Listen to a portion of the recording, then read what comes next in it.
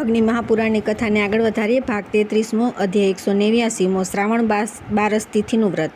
શ્રી અગ્નિદેવ કહેવાને લાગ્યા કે હવે હું ભાદ્રપદ માસમાં શુક્લ પક્ષમાં કરવામાં આવનારા શ્રાવણ બારસ વ્રત વિશે કહું છું. તે શ્રવણ નક્ષત્રથી સંયુક્ત હોય તો અધિક શ્રેષ્ઠ માનવામાં આવે છે. ઉપવાસ કરવાથી તે મહાન ફળ પ્રદાન કરે છે. શ્રાવણ બારસના દિને નદીઓના સંગમ ઉપર સ્નાન કરવાથી વિશેષ ફળ પ્રાપ્ત થાય છે તથા બુધવાર અને શ્રવણ નક્ષત્રથી યુક્ત બારસ તિથિ દાન આદિ કર્મોમાં મહાન ફલદાયી બને છે. સંકલ્પ મંત્ર ઉચ્ચારો. હું બારસે નિરાહાર રહીને જલપૂર્ણ કલશ ઉપર સ્થિત સુવર્ણ નિર્મિત વામન મૂર્તિનું પૂજન કરું છું. એવં હું વ્રતના પારણા તેરસના દિને કરીશ. આહ્વાન મંત્ર ઉચ્ચારો. હું 2 શ્વેત વસ્ત્રોથી આચ્છાદિત ને છદ્ર પાદુકાઓથી યુક્ત કલશ ઉપર શંખ ચક્રધારી વામન અવતાર શ્રી વિષ્ણુનું આહ્વાન કરું છું. સ્નાન મંત્ર ભણવો. હું છત્ર એવં દંડથી વિભૂષિત સર્વવ્યાપી શ્રી વિષ્ણુને પંચામૃત આદિનું જલસ્નાન સમર્પિત કરું છું.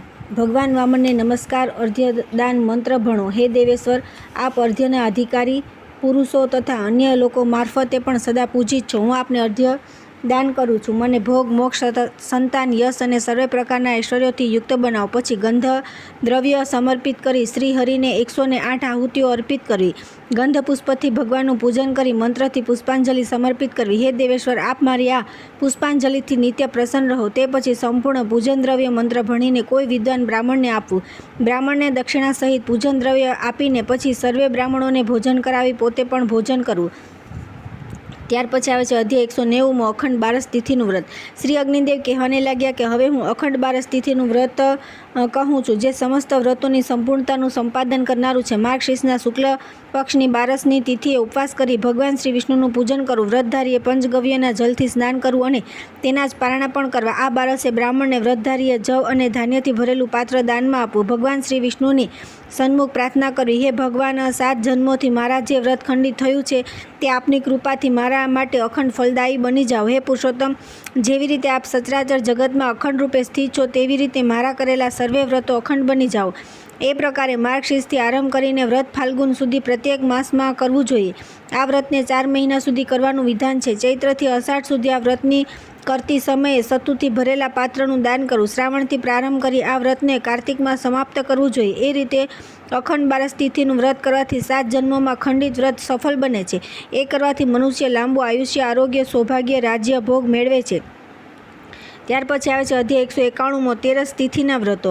શ્રી અગ્નિદેવ કહેવાને લાગ્યા કે હવે હું તેરસની તિથિના વ્રતો કહું છું, જે સર્વ કંઈ દેનારા છે. પહેલાં અનંગ ત્રયોદશી વ્રત સુણો. પૂર્વકાળમાં અનંગ એટલે કામદેવ તે વ્રત કર્યું હતું. માર્ગશીર્ષ શુક્લા ત્રયોદશીએ કામદેવ સ્વરૂપ હરનું પૂજન કરવું.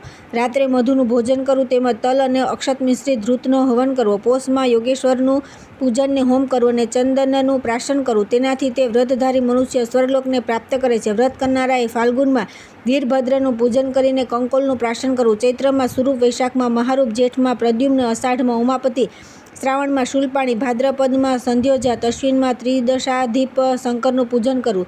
સ્વર્ણ જલનું પાન કરવું. વ્રતી પુરુષે કાર્તિકમાં વિશ્વેશ્વરની અર્ચના કરવીને મીઠાનું ભક્ષણ કરવું. એ પ્રમાણે વર્ષની સમાપ્તિમાં સુવર્ણ નિર્મિત શિવલિંગને આંબાના પાંદડા અને વસ્ત્રથી ઢાંકીને બ્રાહ્મણને સત્કારપૂર્વક દાન આપવું. સાથે ગાય, શૈયા, છત્રી, કલશ, પાદુકા તથા રસપૂર્ણ પાત્ર પણ આપવું. ચૈત્રના શુક્લ પક્ષની ત્રયોદશીએ સિંદૂર અને કાજલથી અશોકવૃક્ષ અંકિત કરી રતિ અને પ્રીતિથી યુક્ત કામદેવનું સ્મરણ કરવું. 1 વર્ષ સુધી કામદેવનું પૂજન કરવું. તેને કામ ત્રયોદશી વ્રત કહે છે. ત્યાર પછી આવે છે અધ્યાય 192મો, 14 તિથિના વ્રતો. શ્રી અગ્નિદેવ કહેવાને લાગ્યા કે હે વશિષ્ઠ, હવે હું 14ની તિથિના વ્રતો કહું છું. આ વ્રત ભોગને મોક્ષ દેનાર છે. કાર્તિકની 14એ નિરાહારી રહી ભગવાન શિવનું પૂજન કરવું અને ત્યાંથી પ્રારંભ કરી તે પ્રત્યેક માસની શિવ ચતુર્દશીએ વ્રત અને પૂજનનો ક્રમ ચાલુ રાખી તેને 1 વર્ષ સુધી પૂર્ણ રીતે નિભાવવું. એવો નિયમ રાખનારો વ્રતધારી ભોગ, ધન અને દીર્ઘાયુષ્યથી સંપન્ન બની જાય છે. માર્ગશીર્ષ માસના શુક્લ પક્ષમાં અષ્ટમી, તૃતીયા, દ્વાદશી અથવા ચતુર્દશીએ મૌન ધારણ કરીને ફલાહાર ઉપર રહેવું અને દેવનું પૂજન કરવું તથા કેટલાક ફલોનો સદાના માટે ત્યાગ કરી તેનું દાન કરે. એ પ્રકારે ફલ ચતુર્દશીનું વ્રત કરનારો પુરુષ શુક્લ અને કૃષ્ણ પક્ષ બંનેની ચતુર્દશી અને અષ્ટમીએ ઉપવાસપૂર્વક ભગવાનની શિવની પૂજા પૂજા કરે એ વિધિથી બંને પક્ષની ચતુર્દશી વ્રત કરનારો મનુષ્ય સ્વર્ગલોકનો ભાગી બને છે. કૃષ્ણ પક્ષની અષ્ટમી તથા ચતુર્દશીએ નક્ત વ્રત કેવળ રાત્રે ભોજન લેવું તે વ્રત કરે તો સાધક ઇહલોકમાં અભિષ્ટ ભોગ તથા પરલોકમાં સુખ ગતિ પામે છે. નદીઓના તટ ઉપર અનંત ચતુર્દશી વ્રત આયોજન કરી શ્રી હરિના અનંત વ્રતની કથા પણ શ્રવણ કરે ને કીર્તન કરે. પછી નિમ્ન અંકિત મંત્ર પોતાના હાથે કે કંઠમાં બાંધવો. હે વાસુદેવ, આપ અનંતરૂપ પરમેશ્વરને વારંવાર નમસ્કાર છે. ત્યાર પછી આવે છે અધ્યાય 193માં શિવરાત્રિ વ્રત મહિમા. શ્રી અગ્નિદેવ કહેવાને લાગ્યા કે હે વશિષ્ઠ, હવે હું ભોગ અને મોક્ષ પ્રદાન કરનારું શિવરાત્રિ વ્રત કહું છું. ફાલ્ગુનના કૃષ્ણ પક્ષની ચતુર્દશીએ મનુષ્ય કામના સહિત ઉપવાસ કરવો. વ્રત કરનારાએ રાત્રિભર જાગરણ કરવું અને એવું બોલવું કે હું ચતુર્દશીએ ભોજનનો પરિત્યાગ કરીને શિવરાત્રિનું વ્રત કરું છું.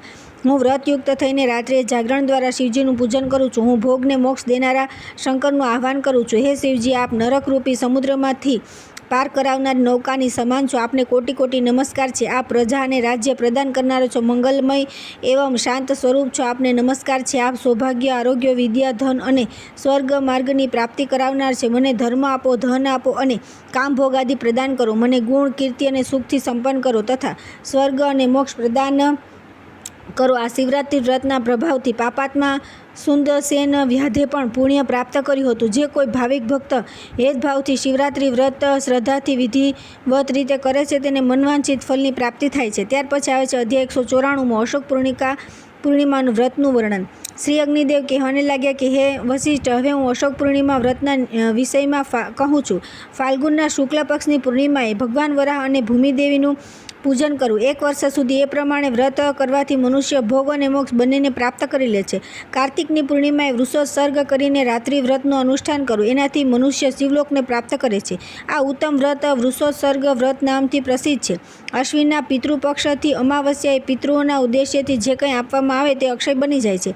મનુષ્ય કોઈ પણ વર્ષે એ અમાવસ્યાએ ઉપવાસપૂર્વક પિતરોનું પૂજન કરીને પાપરહિત બનીને સ્વર્ગને પ્રાપ્ત કરી લે છે. માઘ માસની અમાવસ્યાએ સાવિત્રી સહિત બ્રહ્માનું પૂજન કરીને મનુષ્ય સંપૂર્ણ અભિષ્ટ કામનાઓને પ્રાપ્ત કરી લે છે. હવે વટ સાવિત્રી સંબંધી અમાવસ્યામાં સર્વ ભોગને મોક્ષ વ્રતધાર નારીને પ્રાપ્ત થાય છે. વ્રત કરનારી નારી ત્રયોદશીથી અમાવસ્યા સુધી ત્રિરાત્ર વ્રત કરે અને જ્યેષ્ઠની અમાવસ્યાએ વટવૃક્ષના મૂળ ભાગમાં મહાસતી સાવિત્રીનું સપ્તધાન્યથી પૂજન કરે. વટને કંઠસૂત્ર લપેટી કુમકુમ આદિથી તેનું પૂજન કરવું. નમઃ સાવિત્રે સત્યવતે એમ બોલી નમસ્કાર કરે ને છેવટે બ્રાહ્મણને દઈ ઘેર જઈને બ્રાહ્મણને ભોજન કરાવી પોતે ભોજન કરવું. ત્યાર પછી આવે છે અધ્યાય 195માં વાર સંબંધી વ્રતોનું વર્ણન. શ્રી અગ્નિદેવ કહેવાને લાગ્યા કે હે વશિષ્ઠ, હવે હું ભોગને મોક્ષ પ્રદાન કરનાર વાર સંબંધી વ્રતોનું વર્ણન કહું છું. જ્યારે રવિવાર, હસ્ત અને પુનર્વસુ નક્ષત્રનો યોગ હોય ત્યારે પવિત્ર સર્વોદય મિશ્રિત જલથી સ્નાન કરવું જોઈએ. એ પ્રકારે રવિવારે શ્રાદ્ધ કરાવનાર 7 જન્મોમાં રોગથી પીડાતા નથી. સંક્રાંતિના દિને જો રવિવાર હોય તો તેને પવિત્ર આદિત્ય હૃદય મનાય છે. તે દિવસે અથવા તો હસ્ત નક્ષત્રયુક્ત રવિવારે 1 વર્ષ સુધી નક્ત વ્રત કરી મનુષ્ય સર્વે કંઈ મેળવી લે છે.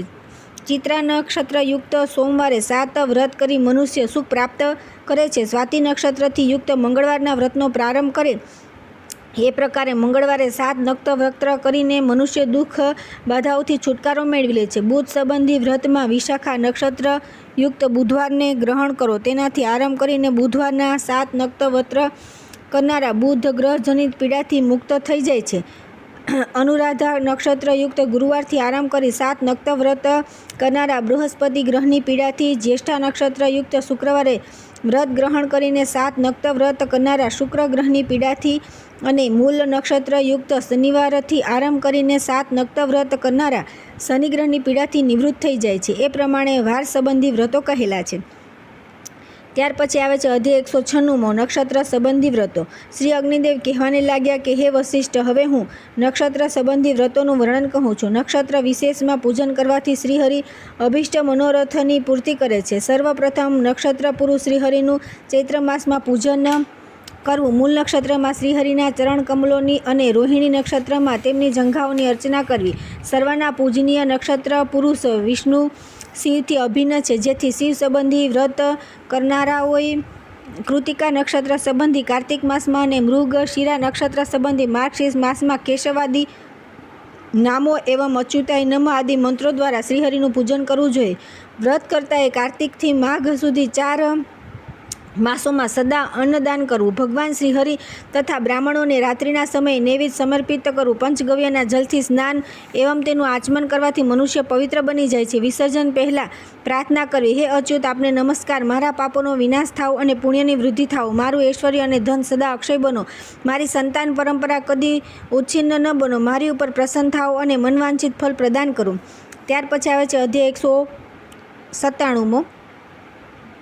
શ્રી અગ્નિદેવ કહેવાને લાગ્યા કે હે વશિષ્ઠ, હવે હું દિવસ સંબંધી વ્રતોનું વર્ણન કહું છું. સૌથી પહેલાં ધેનુ વ્રતના સંબંધમાં કહું છું. જે મનુષ્ય વિપુલ સુવર્ણ રાશિની સાથે ઉભયમુખી ગાયનું દાન કરે છે અને એક દિન સુધી પયોવ્રતનું આચરણ કરે છે તે પરમપદને પ્રાપ્ત કરે છે. સુવર્ણમય કલ્પવૃક્ષનું દાન દઈને 3 દિન સુધી પયોવ્રત કરનાર બ્રહ્મપદને પ્રાપ્ત કરી લે છે. તેને કલ્પવૃક્ષ વ્રત કહે છે. 20 પલથી અધિક સુવર્ણની પૃથ્વીનું નિર્માણ કરાવીને દાન દે અને એક દિન પયોવ્રતનું અનુષ્ઠાન કરવું. કેવળ દિનમાં વ્રત રાખવાથી મનુષ્ય રુદ્રલોકને પ્રાપ્ત કરી લે છે. જે પ્રત્યેક પક્ષની 3 રાત્રિઓમાં એક ભુક્ત વ્રત રાખે છે તે દિનમાં નિરાહાર રહી ત્રિરાત્ર વ્રત કરનારો મનુષ્ય વિપુલ ધન પ્રાપ્ત કરે છે. જે ભગવાન જનાર્દનના ઉદ્દેશ્યથી ત્રિરાત્ર વ્રતનું અનુષ્ઠાન કરે છે તે પોતાના 100 કુલોની સાથે ભગવાન શ્રી હરિના વૈકુંઠ ધામમાં જાય છે. ત્રિરાત્ર વ્રત કરનારા વિષ્ણુને પામે છે. ભોગ અને મોક્ષ પ્રદાન કરનારું કાર્તિક વ્રત કરવાને 10મીએ પંચગવ્યનું પ્રાશન કરી એકાદશી ઉપવાસ કરો. એ વ્રતના પાલનમાં કાર્તિકના શુક્લ પક્ષની 12સે શ્રી વિષ્ણુનું પૂજન કરનારો મનુષ્ય વિમાનાચારી દેવતા બને છે. પ્રથમ દિન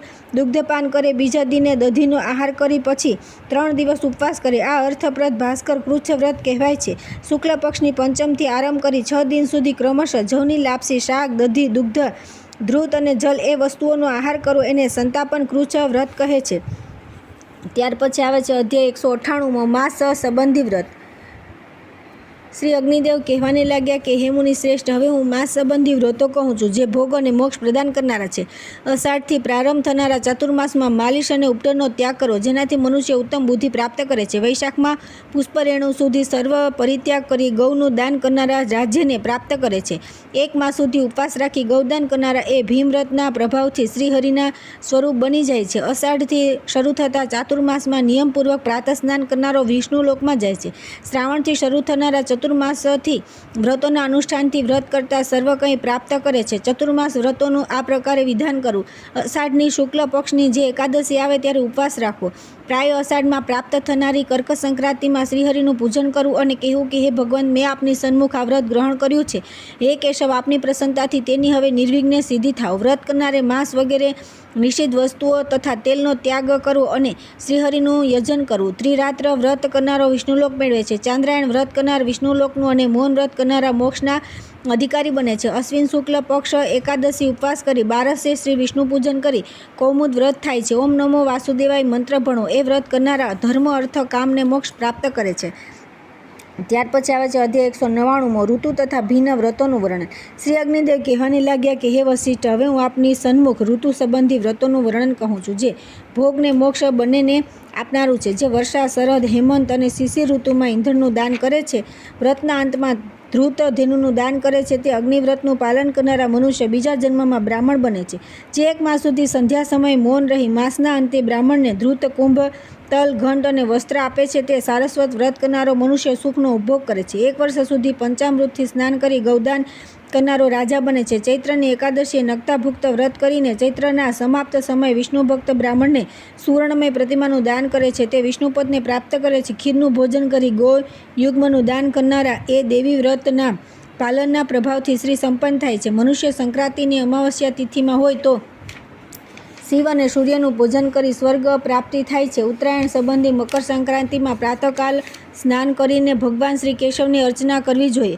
અંતે 32 પલ સુવર્ણનું દાન દઈ તે સંપૂર્ણ પાપોથી મુક્ત બને છે. તેમજ સ્ત્રીઓ માટે ઉમાવ્રત લક્ષ્મી પ્રદાન કરનારું છે. તેમણે જે ત્રીજ કે અષ્ટમી એ ગૌરીશંકરની પૂજા કરી શિવ પાર્વતીની અર્ચના કરી નારી અખંડ સૌભાગ્ય પ્રાપ્ત કરે છે. પછી તેને કદી પતિનો વિયોગ થતો નથી. મૂળ વ્રત એવં ઉમેશ વ્રત કરનારી તથા સૂર્યની ભક્તિ રાખનારી સ્ત્રી બીજા જન્મે પુરુષત્વ પ્રાપ્ત કરે છે. ત્યાર પછી આવે છે અધ્યાય 200 દીપદાન વ્રતનો મહિમા. શ્રી અગ્નિદેવ કહેવાને લાગ્યા કે હે વશિષ્ઠ, હવે હું ભોગને મોક્ષ પ્રદાન કરનારું દીપદાન વ્રતનું વર્ણન કહું છું. જે મનુષ્ય દેવ મંદિર અથવા બ્રાહ્મણના ગૃહમાં 1 વર્ષ સુધી દીપદાન કરે છે તે સર્વ કંઈ પ્રાપ્ત કરી લે છે. ચાતુર્માસમાં દીપદાન કરનારા વિષ્ણુલોકને અને કાર્તિકમાં દીપદાન કરનારા સ્વર્ગલોકને પ્રાપ્ત કરે છે. દીપદાનથી વધીને કોઈ વ્રત થયું નથી થવાનું કે હાલમાં થયું નથી. દીપદાનથી આયુષ્ય અને નેત્ર જ્યોતની પ્રાપ્તિ થાય છે. દીપદાનથી ધન અને પુત્રની પણ પ્રાપ્તિ થાય છે. દીપદાન કરનારો સૌભાગ્યયુક્ત થઈને સ્વર્ગલોકમાં દેવતાઓ દ્વારા પૂજિત બને છે. વિદર્ભ રાજકુમારી લલિતા દીપદાનના પુણ્યથી રાજા ચારુધામની પત્ની બની અને તેની 100 રાણીઓમાં પટરાણી બની હતી. તે સાધ્વીએ એકવાર વિષ્ણુ મંદિરમાં સહસ્ત્ર દીપોનું દાન કર્યું. તે માટે તેની સાવકી પત્નીઓએ દીપદાનનું મહાત્મા પૂછ્યું. તેના પૂછવા ઉપર તેણે કહ્યું કે પહેલાંના સમયમાં સોવીરાજને ત્યાં મેલય નામે પુરોહિત હતો. તેણે દેવિકા નદીના તટ પર વિષ્ણુ મંદિર બનાવ્યું. કાર્તિક માસમાં ત્યાં દીપદાન કર્યું. બિલાડાના ડરથી ભાગતી એક ઉંદરડીએ અકસ્માત પોતાના મુખમાં ભાગથી તે દીપકની ઝાંખી પડવા આવેલી બત્તીની દિવેટને આગળ કરી. દીપક ફરીથી બરાબર પ્રકાશિત થયો. મૃત્યુ પછી તે ઉંદરડી રાજકુમારી બનીને રાજા ચારુધામની 100 પત્નીઓમાં પટરાણી બની. એ હું જ છું. તે પુણ્યનું ફળ ભોગવી રહી છું. વળી મંદિરના દીપકનું હરણ કરનારા નરકમાં જાય છે. તે સત્ય છે. તે વાત સાંભળીને જે સોતને વ્રત કર્યું તે સ્વર્ગે ગઈ. શ્રી અગ્નિદેવ કહેવાને લાગ્યા કે લલિતાની સોતને તેણે કહેલું દીપદાનનું વ્રત કર્યું ને તેના પ્રભાવથી સ્વર્ગે પહોંચી ગઈ. માટે દીપદાન એ સર્વે વ્રતોથી વિશેષ ફલદાયક છે તેમ અવશ્ય જાણવું. ત્યાર પછી આવે છે અધ્યાય 201 નવવ્યૂહનું અર્ચન. શ્રી અગ્નિદેવ કહેવાને લાગ્યા કે હે વશિષ્ઠ, હવે હું નવવ્યૂહના અર્ચન વિશે કહું છું, જેનો ઉપદેશ ભગવાન શ્રી હરિ નારદજીને કર્યો હતો. પદ્મમય મંડળની મધ્યમાં એ બીજથી યુક્ત વાસુદેવનું પૂજન કરવું. આ બીજથી યુક્ત સંકર્ષણનું અગ્નિકોણમાં, અહ બીજવાળા અનિરુદ્ધનું નૈઋત્ય કોણમાં, હ બીજથી યુક્ત વિષ્ણુ અને ક્ષો બીજથી યુક્ત ઋષિનું ઉત્તરમાં તથા અમ બીજથી યુક્ત પ્રદ્યુમ્નનું દક્ષિણ દિશામાં પૂજન કરવું. પછી દશમાંગ ક્રમથી વિષ્ણુનું અને અધોભાગે ભગવાન અનંતનું નામની સાથે નમઃપદ જોડીને પૂજન કરવું. 10 દિક્પાલોનું તથા 4 કલશોનું પૂર્વમાં પૂજન કરવું. તોરણ, ચંદ્રવા, અગ્નિ, વાયુને ચંદ્રમાના બીજોથી યુક્ત મંડળોનું ક્રમશઃ ધ્યાન કરી પોતાના શરીરને વંદનાપૂર્વક અમૃતથી પ્લાવિત કરવું. આકાશમાં સ્થિત આત્માના સૂક્ષ્મ રૂપનું ધ્યાન ધરતા એવી ભાવના કરવી કે તે ચંદ્રમંડળમાંથી ઝરતા શ્વેત અમૃતની ધારામાં નિમગ્ન છે. પ્લવનથી જેનો સંસ્કાર કરવામાં આવેલો છે તે અમૃત આત્માનો જીવ છે. તે અમૃતથી ઉત્પન્ન થનારા પુરુષને પોતાનું સ્વરૂપ માનવું. પછી એવી ભાવના કરવી કે હું સ્વયં વિષ્ણુના રૂપે પ્રગટ થયો છું. તે પછી 12 બીજોનો ન્યાસ કરો. જેવી રીતે પોતાના શરીરમાં ન્યાસ કરે તેવી જ રીતે દેવતાઓના વિગ્રહમાં તથા શિષ્યના શરીરમાં પણ ન્યાસ કરે. હૃદયમાં જે શ્રીહરિનું પૂજન કરવામાં આવે છે તેને નિર્માલ્ય રહિત પૂજા કહે છે. દીક્ષાકાલમાં શિષ્યોના નેત્રો બંધ રહે છે. વ્યૂહોની મૂર્તિઓ તથા અંગોને સૌથી અધિક આહુતિ આપવી. પૂર્ણાહુતિ કરીને ગુરુ શિષ્યને દીક્ષા આપે તે સમયે શિષ્યોએ યથાશક્તિ ધનથી ગુરુનું પૂજન કરવું. ત્યાર પછી આવે છે અધ્યાય 202 દેવ પૂજનના પુષ્પો. શ્રી અગ્નિદેવ કહેવાને લાગ્યા કે હે વશિષ્ઠ, ભગવાન શ્રીહરિ પુષ્પ, ગંધ, ધૂપ અને દીપ નૈવેદ્યના સમર્પણથી પ્રસન્ન થઈ જાય છે. હું આપની સમક્ષ દેવતાઓને યોગ્ય અને અયોગ્ય પૂજનના પુષ્પોનું વર્ણન કહું છું. પૂજનમાં માલતી પુષ્પ ઉત્તમ છે. તમાલ પુષ્પ ભોગને મોક્ષ દેનારું છે. મલ્લિકા સમસ્ત પાપોનો નાશ કરનારી છે. તેમજ જુહી વિષ્ણુલોક પ્રદાન કરનારી છે. મોગરાને લોધ્રુ પુષ્પ વિષ્ણુલોક પ્રાપ્ત કરાવે છે. કરવીર કુસુમોથી વૈકુંઠ તથા જપા પુષ્પથી પુણ્ય પ્રાપ્ત થાય છે. કમલ, કુંદ અને કેતકીના ફૂલોથી પૂજન કરવાથી પરમગતિની પ્રાપ્તિ થાય છે. બાણ પુષ્પ, બર્બર પુષ્પ અને કૃષ્ણ તુલસીના પાંદડાથી પૂજન કરવાથી શ્રીહરિના લોકમાં જાય છે. અશોક, તિલક તથા 8 રૂપ ફૂલોનું પૂજનમાં ઉપયોગ કરવાથી મનુષ્ય મોક્ષના ભાગી થાય છે. બિલ્વપત્ર અને શમીપત્રોથી પરમગતિ સુલભ બને છે. તમાલ, દલ, ભૃંગરાજ કુસુમોથી પૂજન કરનાર વિષ્ણુલોકમાં નિવાસ કરે છે. કૃષ્ણ તુલસી, શુક્લ તુલસી, ફુલહાર, ઉત્પલ, પદ્મ એવં કોકોનદ એ પુષ્પો પુણ્યપ્રદ મનાયા છે. ભગવાન શ્રી હરિ 100 કમલોની માલા સમર્પણ કરવાથી પરમ પ્રસન્ન થાય છે. લક્ષ સુવર્ણ ભારથી પુષ્પ ઉત્તમ મનાય છે. પુષ્પમાલા તેનાથી કરોડ ગણી શ્રેષ્ઠ છે. તેમજ વનવગડાના પુષ્પ 3 ગણા ફલને દેનારા છે. ઝાડ ઉપરથી પડેલા અધિકાંશ પગ તળે છુંદાયેલા એવા પુષ્પોથી શ્રીહરિનું પૂજન કરવું નહીં. કચનાર, ધતુરો, ગિરી, કર્ણિકા, કૂટજ, શેમર, શિરીષ વગેરે પુષ્પોથી શ્રી વિષ્ણુની અર્ચના નહીં કરવી. તેનાથી પૂજન કરનારો નરકમાં જઈ પડે છે. ભગવાન શ્રીહરિ અષ્ટપુષ્પિકા દ્વારા પૂજન કરવાથી પ્રસન્ન થાય છે. શ્રી વિષ્ણુનું વાસુદેવ આદિ નામથી તથા શિવનું ઈશાન આદિ નામથી કે નામ પુષ્પોથી પૂજન કરવું. ત્યાર પછી આવે છે અધ્યાય 203 નરકની પીડા. શ્રી અગ્નિદેવ કહેવાને લાગ્યા કે હે વશિષ્ઠ, હવે હું નરકની અનેક પ્રકારની પીડાઓનું વર્ણન કહું છું. ભગવાન શ્રી વિષ્ણુનું પુષ્પ આદિ ઉપચારોથી પૂજન કરનારા નરકને પ્રાપ્ત થતા નથી. આયુષ્યની સમાપ્તિ થતાં જ મનુષ્ય પ્રાણથી છૂટા પડે છે. તે પોતાના કર્મોના અનુસાર યાતનાઓ ભોગવા માટે બીજું શરીર ગ્રહણ કરે છે. એ પ્રકારે પાપ કરનારાઓ દુઃખ ને પીડા ભોગવે છે. મૃત્યુ પછીથી પાપી જીવને યમદૂત મોટા ભયાનક માર્ગથી લઈ જાય છે અને તે યમપુરીના દક્ષિણા દ્વારેથી યમરાજની પાસે પહોંચાડે છે.